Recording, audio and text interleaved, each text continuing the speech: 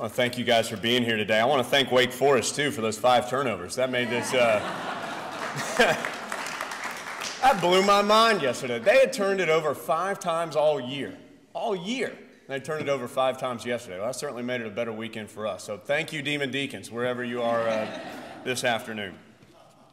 You know, I figured the best thing to do today, at the end, whenever I'm done talking, and I'm not going to talk long because it's not really going to be that exciting, I'm sorry. But I figure I'll take some questions. But I've done a couple of these between June 27th when I got the job and now, so I'm kind of used to some of the questions I may get. So I thought I'd go ahead and try to head those off here before we got started. Is Jones Angell your real name? This is a question I get a lot, as if I would create this name for radio. Well, the answer is yes and no. Jones Angell is, of course, my real name, but it is not my full name. My full name is, and I need to take a breath before I can get this out, Monrovie Jones Angell IV. So I thought Jones was a little easier than Monrovie to try to spit out on the radio, so that's what I decided to go with. Now, you may have seen my lovely wife over here, Elizabeth, is only about 6 weeks away from another young Tar Heel entering the world. She has vehemently vetoed Monrovie Jones Angell V. Now, my mom and dad, of course, are also sitting right there, so I don't know how that conversation is going to go when the ultimate decision is made. But sorry, bud, it's not going to be the 5th in there, I don't think. And, by the way, that basketball schedule was very important this year because the due date is December 12th. So we were very fortunate to be right in the middle of a 9-game homestand right then, the longest in Carolina basketball history. So somebody up there was looking out for us. Is it hard to replace Woody? This is the question I get more than anything. And the answer is first, yes, it is very hard. You know, Woody was unbelievable at what he did. 40 years Woody was here. That's longer than I've been alive, that he was the play-by-play voice for Carolina athletics, which is an unbelievable thing to me. But what I say, and I've said this a lot, is the key word there is replace, because I'm never going to replace Woody. If they had hired Mike over here, Mike was not going to replace Woody. Clarence may have done a good job replacing Woody. I know Clarence is just now a Tar Heel fan. He just picked up the Heels a couple of years ago. No. But, you know, no one was going to be able to replace Woody Durham. You know, Woody was as good as any collegiate announcer I've ever heard. And certainly as a Tar Heel, I hold him the most dear. But I think also, even if I took those blue glasses off, I'd think the same thing. Because of 2 things to me. His passion, his preparation, and his professionalism. See, I wasn't a math student. That's actually 3 things, not 2. But his passion for Carolina was so evident in his broadcast. I mean, you knew who Woody was there for. He was there for the Tar Heels. He got excited when you got excited, when Carolina did well. But he was such a professional as well in that if somebody for Duke scores 30 points or somebody for State rushes for 200 yards, we have to talk about that as well. That's our job. We are journalists at the end of the day. And he was able to balance that better than anyone I knew, to balance the professionalism for the broadcast with the passion for the Tar Heels. And to be able to get a front row seat for that has been unbelievable for me. Also, his preparedness. Woody, I heard somebody else say this when introducing Woody the other day, that nuclear power plants have gone online for less preparation than Woody had for like a game against the Yugoslavian national team or something in the pregame for basketball season. Woody was ready for everything that could happen during the game. He likes to say you only use 10 to 20% of your preparedness for a game, your preparation, but he never knew which 10 or 20% it was. He loves to tell a story about how one night he and Jean, his beautiful wife, had been out that week. They had a lot of functions, and he just hadn't been able to quite do all his preparedness for a game. And so he just figured, I'll go to bed. It was Friday night for a football game. He was going to go to sleep and try to finish it in the morning. Could not go to sleep. 3 o'clock in the morning, he just got up and went ahead and finished it because he knew that he had to have it to be ready for a broadcast. And I follow that same plan. You know, I really do think the best way to get ready for a game is to be prepared. And to me, I feel comfortable, I feel ready, I feel as though anything that comes up, I can be ready to do a game with that preparation. And I can't thank Woody enough for that. We were talking at our table there with Dean King about the relationship between a play-by-play announcer and the fans of a school or a team. And I think Woody had a relationship with fans that as Tar Heels we all understand. And I understand. Heck, I had that relationship with him before I even knew him, before he knew who I was. I mean, he and I had this bond together. And I've been asked a lot, how do you build that relationship with fans? And it's a hard question to answer because I think the best answer is time. Because the real reason people tune in to listen to our broadcast isn't from me. It isn't what I'm going to say. It's about what the Tar Heels are going to do. And so when you think about that relationship that maybe you had with Woody, it is, boy, remember that shot Walter Davis had in 1974 to complete that comeback against Duke? Unbelievable. Or do you remember when Chris Webber called timeout and they were right on the fact that it was a technical foul right at that moment? I mean, those are the things that you remember. So being able to share some of those moments with Carolina fans through the years is one of the things I am most excited about this job. Because I can't wait to have a front row seat and have the opportunity to tell people about some of those moments. You know what is funny? Somebody asked me if I had any catchphrases, because Woody had some. I didn't even know what some of them meant. He said, "Good gosh, Gertie," one time. I don't know, that didn't even make any sense to me.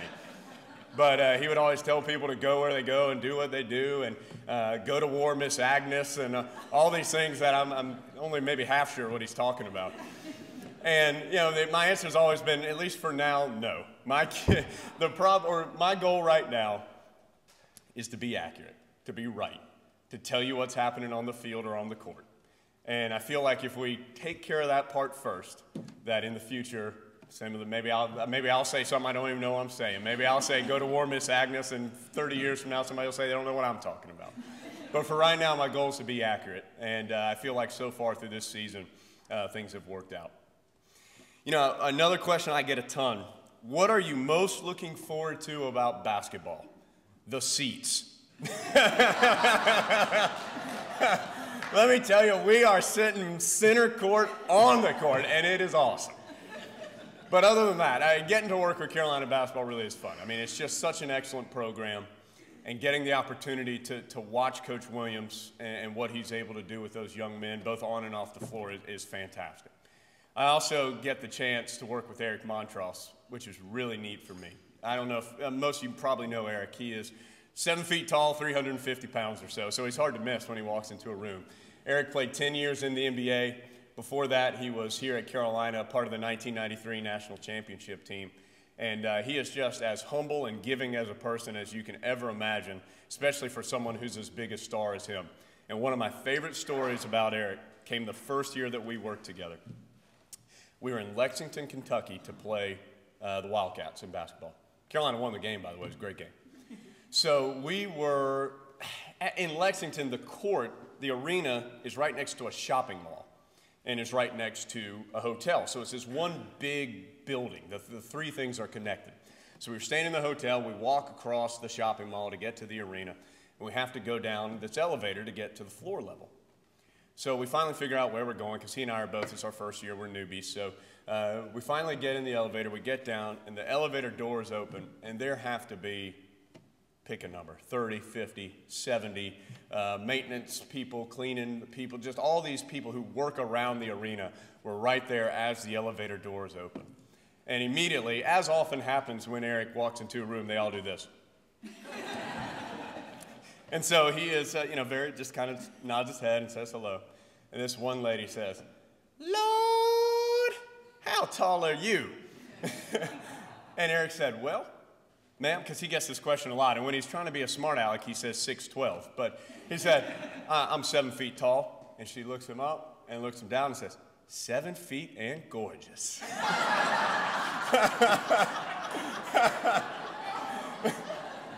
So as you can imagine, 7 feet and gorgeous has come out a few times in our trips on the road in the last few years. It's been a tough season and a half for Carolina football. Obviously, there's a lot of things. Is that me? Oh, okay. There's a lot of things going on off the field with the Tar Heels, obviously. I want to say just 2 or 3 things about that, and then we'll move on. I don't know what's going to happen with our head coach position after this season is over. But I'll say this, Everett Withers has been unbelievable in the job that he's done this season. He inherited an incredibly difficult task. We all know what happened right before the season started this year. And we all know what's happened over the last year and a half. He has handled it with absolute class, with absolute grace, and it has been an honor for me to get to work with him. He is such a nice man. I don't know if he's going to be the head coach here after this season, but I really hope that whatever happens for him is good because he's been great. So know to be proud that Everett Withers has done what you would want him to do as a head coach this year in a difficult situation. Carolina met in front of the Committee on Infractions on Friday. I spoke to Mr. Bedore and Chancellor Thorpe actually yesterday about the meetings. They're a little limited in what they can say. They both said that they felt like it went very well. They both said they felt like they were completely prepared as a football program and as a university. They both said they feel like they've given themselves the best chance to get out of this with as minimal damage done as possible. The Tar Heels have they put some sanctions on themselves. They're hoping that the NCAA is going to fully accept those sanctions. The final decision should be made, I'm going to guess, probably around the change of the year, right around New Year. And when that comes down, it's going to be a great day for Carolina football because it's going to allow us to take the next step. I think the Tar Heels have tried very hard to move forward. And that's going to be a good day because we can finally put the rest of it behind us and move forward. There have been a lot of mistakes made, but I think you'd be proud in the way the athletic department, the football program, and the university recognized those mistakes, tried to fix them, and now want to move forward in the best way possible. When I was talking to Amy about some of the things I should talk about today, she said, "Do you have any great stories about when you were in school or your time in the journalism school?" I don't remember some of the things that happened when I was in school, quite honestly, Amy, but I'm a 2001 graduate of Carolina. I started interning at the Tar Heel Sports Network my sophomore year. After my sophomore year, it was the summer of '99. So between the 99-2000 season was my first. And that is one of the things I'm always going to remember about Carolina and the journalism school is this, that it provided me this unbelievable base for the knowledge that I needed to get out into the world in journalism. But at the same time, it wasn't restrictive. It allowed me to go out and figure it out myself too. And I think that is one of the keys in journalism, because as important as it is to go to class, Professor Bowers, I promise it is important to be there, to go to class, to attend, to learn. I think in our profession, you have to go do it. You just do. There is no substitute for being out there in the line of fire and figuring it out. And for the school to allow me to give me my base of knowledge and learning, but allow me to go and take those opportunities and learn on my own is something that I'll always be in debt for. It's been a fantastic opportunity for me. My wife went to Carolina, my parents went to Carolina, my sister went to Carolina, my brother-in-law went to Carolina. I don't know if I could have worked anywhere else. So I'm excited. I understand how important my position is, and I understand how lucky I am to get it. So with all of that, I'd love to answer some questions from you guys. I can talk about anything. I'm really good at skirting around hard questions. I'm really good at BSing tough questions too. So anything you guys want to ask me, sports related or not, I want to answer some. And I don't make my parents be the first one to ask one. Yes, sir. There's a lot of interest in the carrier classes. Ooh, yeah. Is that any different for you? It's going to be very different. I've already had to give, well, first let me tell you what it is. You may know this. Carolina's first basketball game is going to be on an aircraft carrier this year. Pretty cool. The Tar Heels, in fact, it's less than 2 weeks away. It's on Veterans Day, 11/11/11. It is not this upcoming Friday, but the one after that. Tar Heels are going to play Michigan State on the USS Carl Vinson. USS Carl Vinson may not mean anything to you just by the name, but it may mean some more when I tell you that it is the carrier that Osama bin Laden was buried to sea off of.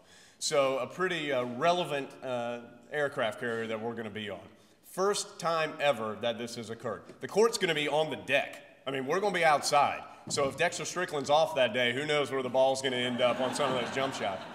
But it's something I'm really looking forward to. I don't know if this is going to be an annual occurrence. I mean, not for Carolina. I don't know if this game is going to be an annual occurrence. But they felt like with the significance of that carrier, with it being Veterans Day, with Michigan State and Carolina being two of the biggest names out there in college basketball, it was just a great opportunity. Is it different for me? Yes. I've already had to give them my full name, my social security number, my cell phone number, my home address, my date of birth, and the city in which I was born in to be allowed on the ship. because the President of the United States is going to be there. There's going to be 6,000 people in attendance, 5,000 of which will be U.S. military personnel. The other 1,000 are 500 tickets to Michigan State, 500 tickets to Carolina. So it's going to be a unique game. Of course, you want to win every game you play, Speed, but it is. You're just happy to be there for that one. I think it's going to be really neat. I'm really looking forward to it. And I got really lucky because our bye week in football is that weekend. Because sometimes I miss. I'm going to not go to Vegas this year because I have to stay back and do a football game. But the bye week fell just right for me on that one. So I'm excited. That'll be my first full basketball game. What a way to start it, huh? Is that it? Yes. Oh, okay. Let me do that. And then Jeannie Buchanan. Miss Buchanan follows me everywhere I go. So she definitely gets to ask a question. It is not the first one ever played outside. They've played, I believe they played in a football stadium once. I'm struggling to remember who played it. And I also remember Houston and UCLA played a big game in the Astrodome. That's not outside, but in a similar, just kind of a unique situation. That was back in the 70s, I think. They called it the game of the century.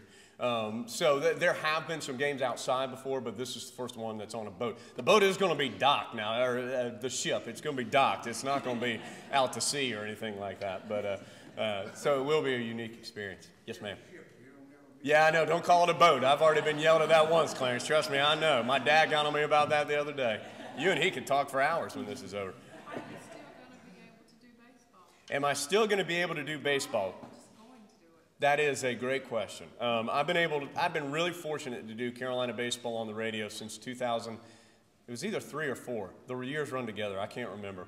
But to have the opportunity to follow that team and to go to Omaha 5 times in 6 years and to be with Carolina baseball and just the class guys that they are, the coaching staff, the players, has been one of the greatest thrills of my life. Because I feel some ownership with those guys, which probably isn't fair, but I was there before they were good, and now I'm here when they are good. So it's neat to be able to travel with them and do those games.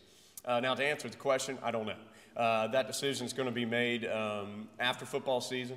There are some guys who do all 3. I know Craig Way at Texas does baseball, football, and basketball. The guy at Florida, the play-by-play man there, does all 3. We have traditionally not done that at Carolina, but Mr. Bedore and our general manager, Gary Soba, presented when they offered me the job.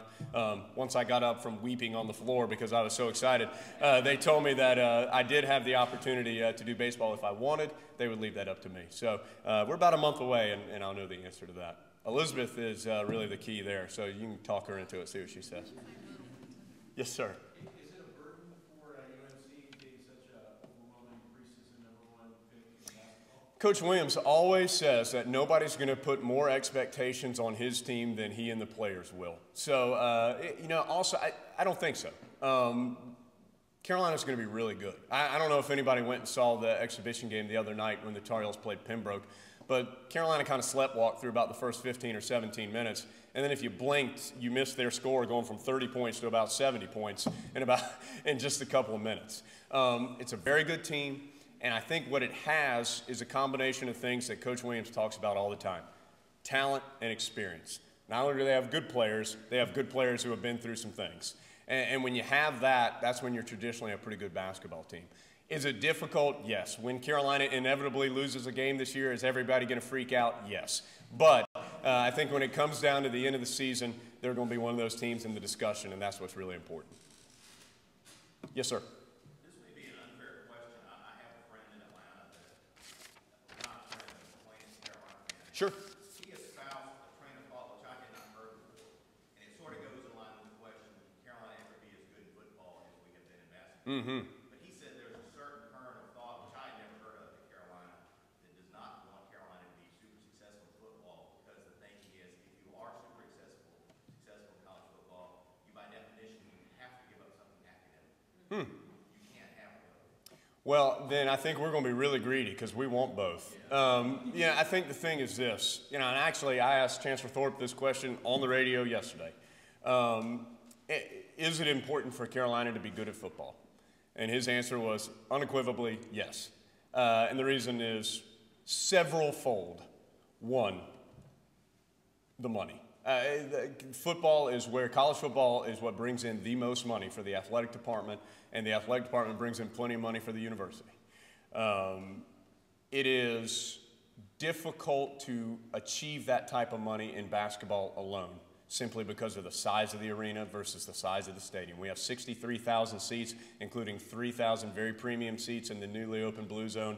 We have 21,750 seats in our basketball arena. So quickly the math, you got to do at least 3 completely sold out basketball games to match the amount of people that come to one sold out football game. So monetarily, it is very important to be good in football. Secondly, I think there's just something different and fun about being good at football. And I think you saw that yesterday for your homecoming game. It is all this build-up, all this work, and you get to this one day, and everybody's there for your one experience, to be there on Saturday together, to tailgate, to go to Franklin Street, to go to the game, to do all those things. And I think that is important. And I think it builds a sense of community, which we at Carolina find very important. And I think it is a positive for the university and for the athletic department. Now, to your question about can you achieve both at the same time. Don Curtis, who of course a media giant in this area with Curtis Media, I heard him speak at an event a couple of weeks ago. And he quoted a very often quoted thing at Carolina. We would like to be Harvard Sunday through Friday and then Texas on Saturday. And that's what the Tar Heels think that they can achieve. And if there are other schools, Florida's a good academic school that's good at basketball and football. Michigan's a good academic school. Notre Dame's a good academic school that's good at both. It's very achievable, and Carolina's committed to achieving that. Your friend's wrong. Good question, though. Anything else? This has been easy. The brunch has been good. Yes, ma'am. I really like it. So it's an understatement to say that you're a sports junkie. Sure. What type of memorabilia do you have, maybe on your I Love Jones wall? Signatures Yeah, I Love Jones wall. Yeah, that's a good one. Yeah. My wife frequently goes in there and tears stuff off that wall when I'm gone for basketball trips days in a row. You know, I've never been a real big memorabilia person. I do have something. Yeah, I have a picture of center court right after the first basket was scored in the 2005 national championship game for basketball, which I think is neat. One of my favorite pictures is my good friend Adam Lucas gave it to me, is a big picture that's right over my desk in my home office, which is the final out being recorded in Boschmer Stadium before the renovation occurred. That's our baseball stadium here at Carolina. And it was a huge win for the Tar Heels, beat South Carolina in a super regional game that year. So it's not signed or anything, but it's a big kind of landscape style picture of our pitcher throwing his glove in the air after. It's just a neat picture that I really enjoyed. And you can see everybody in the crowd. Coach Williams is there with his hands up. So it's just a neat picture that kind of captured what was a real special night. I still have the 1993 NCAA tournament bracket that I pulled out of the Sporting News and filled it out as the tournament went along, with Carolina eventually winning the championship that year. I have that, which is really fun for me. Coach Williams signed to Sports Illustrated for me after they won the 05 title, which is pretty fun. I have a Michael Jordan signed picture, which is neat. So just some things like that. I don't have a ton. There's 2 people I know that really have serious memorabilia. One is Woody Durham. Woody has in his garage, you go in there, there's like the 2 walls are just plastered with pictures, because Woody's been in the area forever. I mean, he was at WFMY in Greensboro before he was here, so he has pictures of him with Jack Nicklaus and Arnold Palmer, and every landscape of sports is these impressive pictures with Woody with these people. So that he's a big one there. And I mentioned Adam Lucas, who is the editor of Tar Heel Monthly and does the baseball games with me. Adam and his dad, now those are serious memorabilia collectors. They have game-worn NBA jerseys from all the former Carolina players. They have all these signs. I mean, it would take me a day to tell you all the things they have. So I enjoy living vicariously through them for stuff. I go to their house and check it out. I'm pretty boring in that way. I'm sorry. Is that it? You can start your collection now. That's right. I can start it right now, Clarence. I'll start today. Yes, sir. You mentioned Adam.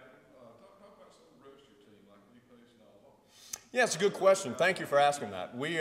And that's something I've said a lot, is that on our network, obviously the play-by-play voice is the person who speaks the most, but I'm not the only person that's there. We have a tremendous team of broadcasters, in my opinion, both in football, basketball, and baseball. In football, we have Rick Steinbacher, who's an associate athletic director here at Carolina. He's a former All-ACC linebacker for the Tar Heels. And I tell you what, Rick could do TV if he wanted to. If that's what he wanted to do, he could achieve the highest levels in sports broadcast. I mean, he's excellent. Lee Pace is on our sideline. Our engineer is Ben Alexander. Eric Montross, of course, as I mentioned earlier, does our color commentary for basketball. And I do think it was very important for us to keep our team together. Because while it may be a big change to those listening as far as who's talking, it wasn't a big change for us because we had all worked together for a long time. We know each other's tendencies. We know each other. I mean, we know how you like to lead in to, ask somebody a question so he can talk about what he wants to talk about. And I do think that has been a benefit to us this year. We enjoy being around one another. We enjoy what we get to do, and I think that helps us tremendously. They're really good. I'm lucky. I just let them talk. Yes, sir. I'll ask the one journalism question. What's the key to describing something that people can't see, particularly with football? Yeah, that's funny. I went back and listened to the first couple of games that I did, and I realized I wasn't telling people which direction that the guy with the ball was actually running. I thought that might actually be helpful for them to know. It's tough because it is really different when you're doing a game that you can see and when you can't. Now, of course, there's plenty of people who can see the game when we're talking about it. A lot of people still turn down the sound on their TV or they're at the game, which is a benefit. But we have to, our number one job is to tell the game like you can't see it. And I think the biggest key is to be as descriptive as you can in as few amount of words, because you can get in your own way if you start trying to talk too much, and by the time you say that Harrison Barnes has it 3 feet away from the three-point line out on the right wing, he's already passed it to Kendall Marshall, who passes it down to John Henson, and then you're a little bit behind what's going on. So I think you need to be brief but accurate as well as best you can. And I also think if you can establish some guidelines of what you say, I think eventually people get a little comfortable with that and they start to see it a little bit better through your eyes. Like if somebody's, I don't say left and right in football, I always say far side and near side. And so just little things like that I think the more people hear you, the more they get used to it and the more they get a better feel for what you're saying and what you mean when you do say something. So brevity with clarity, if that, maybe, which I did not achieve there at the end of that answer. Yes, ma'am.